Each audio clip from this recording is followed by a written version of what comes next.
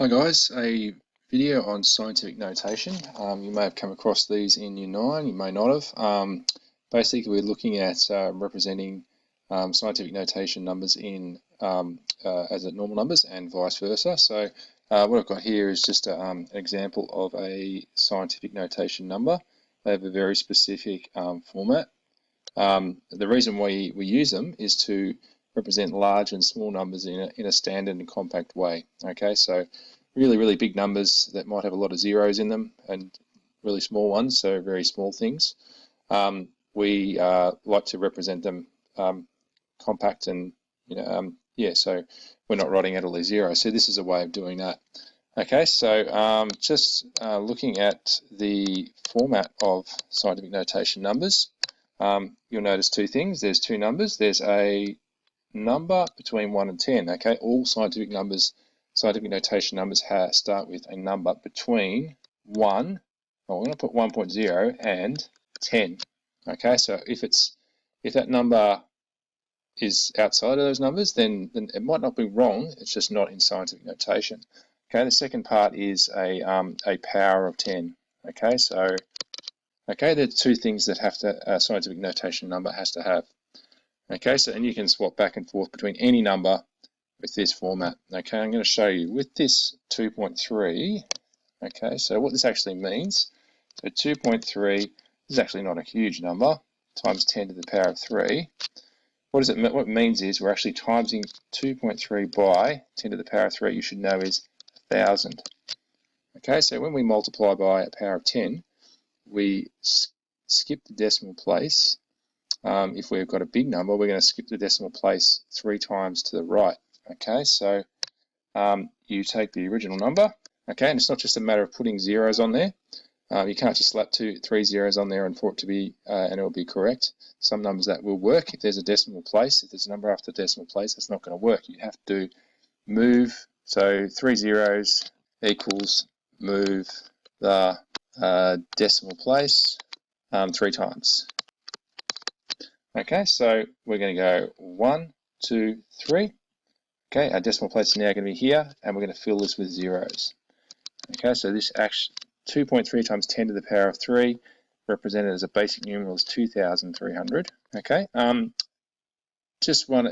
so that's the process of changing that into a power of 10. Now I'm going to do a negative number. So if I had, so for example, 2.3, oops, make that in red. So 2.3 times 10 to the power of negative 3. Okay, so just as a general rule, if you have a positive power of 10, okay, that's going to be a large number. Okay, a negative power is going to be a small number. Okay, it doesn't mean a negative number, it means a small number, a number less than 1.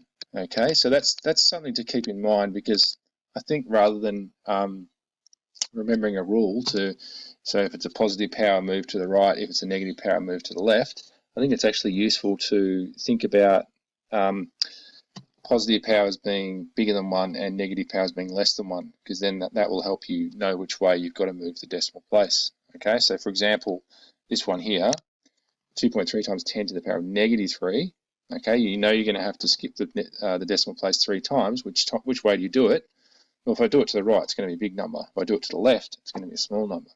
Okay, so I want a small number. It's a negative power. So we'll start with 2.3, and we're going to go to the left, which will make it smaller. So 1, 2, 3. So my decimal place goes here, and I fill the empty spots with zeros. Okay, so keep in mind with any number, you should only have one decimal place. If you've moved it, it's in the new spot and doesn't stay in the old spot. So this one here is going to be 0.0023, okay, which is a number not negative, it's smaller than 1. Okay, it's a very small number. Okay, so I'm going to do a couple of examples of moving the other way. So if you've got a big number, okay, so let's make up a number 6, 2, 3, and a whole stack of zeros. Okay, actually, what I'll do, let's just have a look. I just wanted to show you where these are relevant. So if you have a look, I just went onto the Wikipedia here, and I Wikipedia the sun. Okay, so have a look at some of the information on the sun here. Mean distance, galactic period, equatorial circumference. All these numbers here, over here, are in scientific notation. Okay, so you really have to sort of be on top of, if you're working in, it's used in science subjects, chemistry, physics, biology. These sort of numbers come up all the time. Imagine having this filled with zeros. Okay, it wouldn't be very good. So surface area of the sun. Okay, so I'll write that in there. So surface area of the sun. Okay, I just saw that before, and this is what it is. I think kilometers squared or something like that. Okay, so it's a really big number. Okay, so obviously to write that down, it's going to take a lot of effort. Scientific notation is less effort. So the process of putting this into a scientific notation number. Okay, so let's count the number of times. So we imagine, we say, where's the decimal place? Okay, in any number, any whole number, the decimal place is at the end there, like that. Okay, so what we do is we count the number. Okay, so count the number of places. We have to skip the decimal place to get a number between 1 and 10. Okay, now that's usually just after the first non-zero digit. Okay, so when I say non-zero digit, first non-zero digit in this is 6. Okay, so if I put the decimal place there, it will be 6.09, which is a number between 1 and 10. Okay, so I need to count now. 1, 2, 3, 4, 5, 6, 7, 8, 9, 10, 11, 12. Okay, so to get to that 6.09, I have to skip the decimal place 12 times. Okay, which equates to multiplying 6.09 by 10 to the power of 12, which is, I think, a trillion. Yeah, I think it's a trillion. Yep, so that's how you do it. Okay, big number, it's going to be a positive power. Okay, for the small number example, I'm going to just make up a number.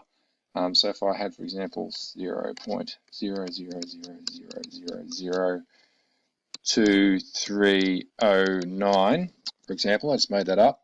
It's the same process, but you have to remember you're dealing with a smaller number. Okay, so the decimal place is more obvious in this example because it's a small number. Okay, it's there, and we're going to have to, now you have to move it to the first, just after the first non-zero digit. Okay, so these are all zeros. The first non-zero digit is 2. If I put the decimal place here, that is going to give me 2.309, which is a number between 1 and 10.